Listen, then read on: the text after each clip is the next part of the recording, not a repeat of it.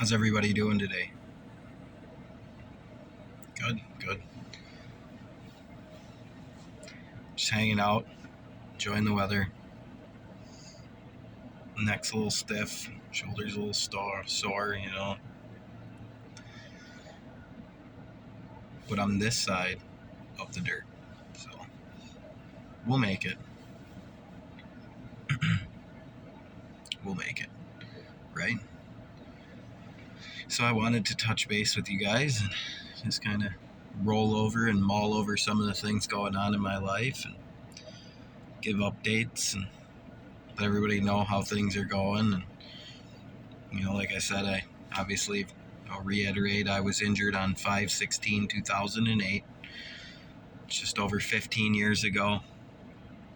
I have yet to be compensated for my injuries or the loss of my vehicle to date.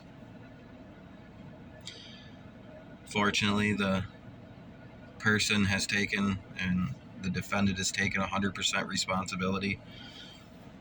So that's a fortunate thing, but they've been able to use the court system, or abuse, I would say, the court system. So when you look back on it and you look back and put yourself in my shoes and put yourself into, what has transpired, and I've gone over some of these details and things before. One of the things that transpired is that, the day of the accident, I was parked on the side of a road in a town and village that the defendant's family was a politician in, and the person was clearly intoxicated and shouldn't have been driving, and was clearly under the weather and didn't pay attention to the simple signs of the road. Didn't heed my caution at all and rear-ended me, causing my injuries. And like I said, since day one, 100% fault, since 5/16/2008. So there's no questions about that. But like I said, the family member was a political person in the town, and they were doing investigations, and they were building a case and filing a police report. And I would imagine that once one of the people in the accident was the son, and the son got on their phone and started calling their family member that was in the board and politically connected in the town, and was telling them how they got to get their mom out of there. You got to get mom out of here. You got to get mom out of here. And when he got off the vehicle there, climbed out, and he looked right at me while I was struggling to move and was having trouble. I had to try to, shuffle down my trailer, and he said, "She shouldn't have been driving. She shouldn't have been driving. She shouldn't have been driving." And then ran over to the side of the road and started calling his dad and said, "Dad, you got to get mom out of here. Dad, you got to get mom out of here." And, that's usually the first thing you do is try to call 911. People are injured. There's an accident. You're worried about safety. It's usually number one priority is to call 911. But as you can see, that was not the priority of the people that hit me. The priority was to get them out of this situation. And from that moment on, things got weird, funny, political favors. You be the judge. So let's just put you in my shoes. You are a sole proprietor. You went to work every day doing what you love to do. You had all sorts of freedoms in your life. You did whatever you wanted to do. You went to work this beautiful day in May. You were parked on the side of the road. You were doing your job. You did your job. You loaded your equipment up at the end of a job. You had some trouble during the job, so it took a little longer than normal. So instead of it being an hour long, it was like an hour and 20 minutes or something, and I was going over, and one of my mowers was stuck down in the property, so it extended my time I was at this job. And I was loading equipment up after all that had transpired, and I was struck. So let's just put you in there. You were a sole proprietor. You did what you loved. You were running your business, your life, doing everything right. You went to work one beautiful day. You were getting done with one of your jobs, and wham! Some intoxicated driver that shouldn't have been driving, that failed to follow the rules of the road, slams into the back of you, causing you to be injured for life. And then one of the parties gets out of the vehicle, tells you she shouldn't have been driving, she shouldn't have been driving, she shouldn't have been driving, and then gets on the phone to call their politically connected family member. How would you take what happened? How would you feel? Put yourself in my shoes.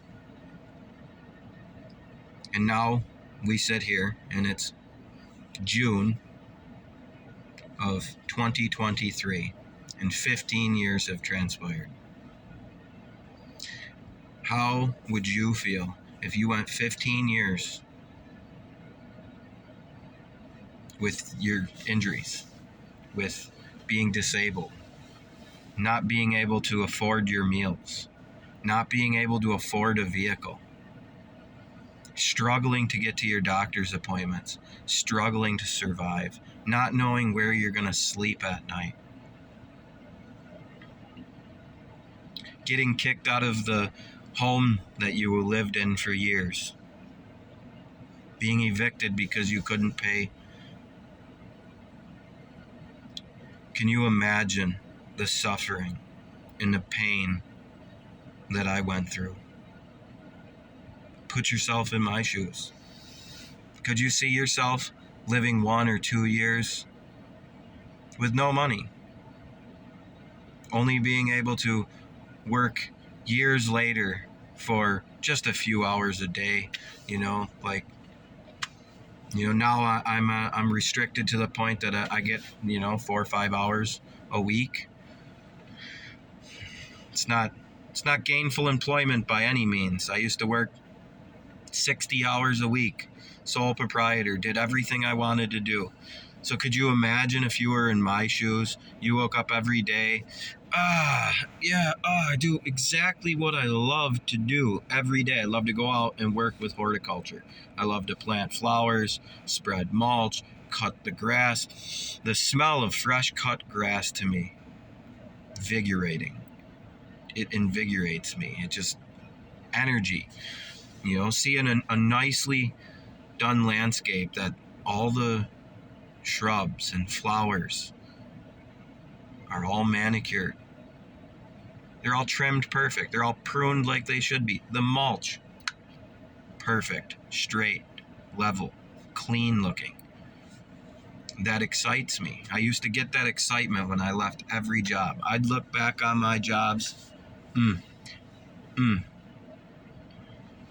Insane.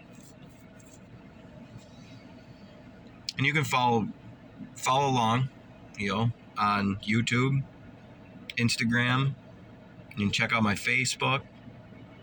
You can check out my truck that went missing through this accident. And I'll update that along the way also. This is there's all these different avenues, and each different channel will get a little different content, but kind of overlap. So, follow along. I'll try to, update this stuff here about what the vehicle situation was, but I'll direct that channel for my O2 green truck that went missing. I have a title, I have a key, and there's no truck. Nobody knows what happened to it. So these are the things that I'll keep you guys updated.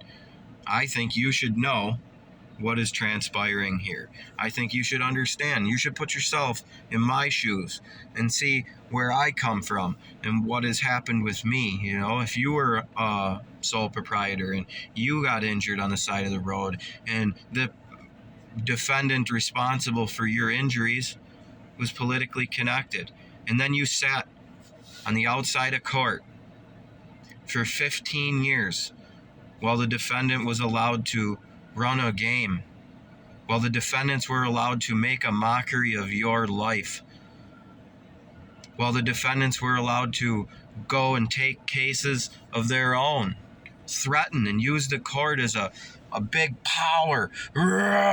They use the court system to threaten people. The defendant was able to go and threaten others with court action while keeping my case out of the court because of his political connections.